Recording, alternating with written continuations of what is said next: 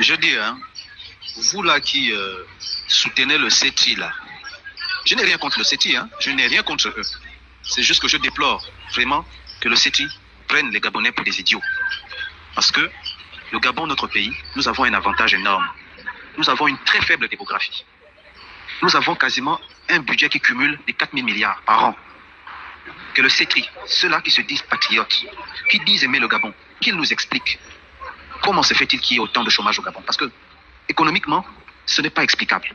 Vraiment, ce n'est pas explicable que le chômage batte autant le plein dans notre pays. C'est pourquoi je disais tantôt que le CETI, j'ai comme l'impression qu'ils se foutent de nous. Ils n'ont aucune ambition, je dis bien aucune ambition, d'évincer la pyramide. Ils n'ont pas vraiment des ambitions de changer la donne. Ils ne veulent pas que le chômage baisse. C'est vraiment une réalité quand on regarde les priorités qui sont faites. Les priorités qui sont données par le ministère de l'économie. Alors que le social est dans un état catastrophique. Oligui Nguema n'est vraiment pas à la hauteur des attentes des compatriotes. Oligui Nguema nous a vendu le rêve. Oligui Nguema qui est issu de la classe sociale modeste, qui connaît la galère, qui a connu la galère. Nous sommes étonnés qu'il puisse se comporter ainsi et arriver à la tête de l'État. Lui qui est un enfant du quartier. Vraiment, nous sommes déçus. Le CETRI déçoit. Il aurait fallu au CETRI de dire que plus un minerai ne quitte Mwanda pour le port d'Ovendo et que tout, désormais, avec l'arrivée du CETRI, soit transformé sur place. Rien que cette décision aurait créé, à l'instant que le décret est signé, près de 2000 emplois. Parce qu'ils n'ont pas l'ambition de changer le pays. Il aurait fallu que l'argent qu'on dilapide, ça et là, dans des tournées républicaines à travers les 9 provinces de notre pays, que cet argent soit mis, par exemple, pour créer une nouvelle raffinerie à Port-Gentil ou améliorer la raffinerie existante, afin que plus une seule goutte ne sorte de notre pays sans être raffinée. Cela aurait créé près de 3 à 4 000 emplois. Voici autant de priorités. Et des priorités, il y en a à foison.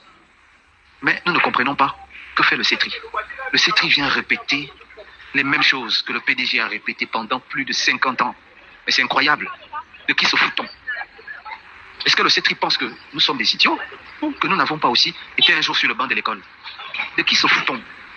Lorsqu'on regarde un peu ce qui se fait dans notre pays, on remarque que c'est du déjà vu, c'est du connu. On prend les mêmes et on recommence. De qui se fout-on? Je pense qu'il est temps que le CETRI se ressaisisse. Parce que cette fois-ci, là, nous là, la basse classe, nous là que vous considérez comme la merdasse qui vit dans les quartiers sous-intégrés avec les rats, dans les mapanes, nous là, on ne va plus accepter. En tout cas, nous sommes nombreux qui disons qu'on ne va plus accepter.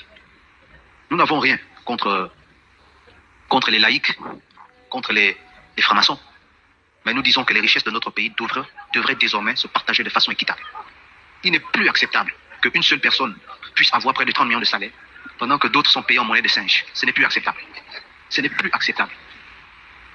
Il n'est plus acceptable que les mêmes soient toujours au pouvoir, au nom d'une appartenance à une obédience maçonnique. Ce n'est plus acceptable. Ils ne sont pas plus gabonais que nous. Ils n'ont rien de plus que nous. C'est un coup de gueule pour appeler le président Oligui. Tu nous as vendu l'espoir, monsieur le président.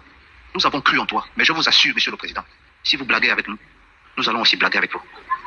Ça, je vous assure, monsieur le président. Si vous blaguez avec nous, nous allons aussi blaguer avec vous. Arrêtez de nous prendre pour des idiots. Vraiment, je ne me cache pas, monsieur le président. Cet audio-là, je peux le dire devant un écran. On en a marre de souffrir. On est fatigué de souffrir. On est fatigué du chômage. On est fatigué de voir que des Gabonais misèrent dans leur propre pays. Un pays aussi riche que Dieu a béni. Nous avons tout dans notre pays. Mais pourquoi est-ce que la petite population que nous sommes, nous n'arrivons pas à joindre les deux bouts? Monsieur le président, ce n'est pas acceptable. Dites à ceux qui viennent nous vendre le oui au référendum de faire ça à la télé, de ne pas venir dans les quartiers sous-intégrés. Parce que nous allons répondre par la violence. Il ne faut pas qu'ils viennent nous emmerder. Nous ne sommes pas des serpillères. Dites oui, c'est votre problème. Même si vous n'avez même pas vu le contenu de la Constitution, c'est votre affaire. Mais ne venez pas le faire dans nos quartiers populaires. Sinon, nous vous répondrons par la violence. Monsieur le Président, je répète encore, nous n'avons rien contre vous. Mais nous avons cru en vous. Mais vous semblez nous décevoir.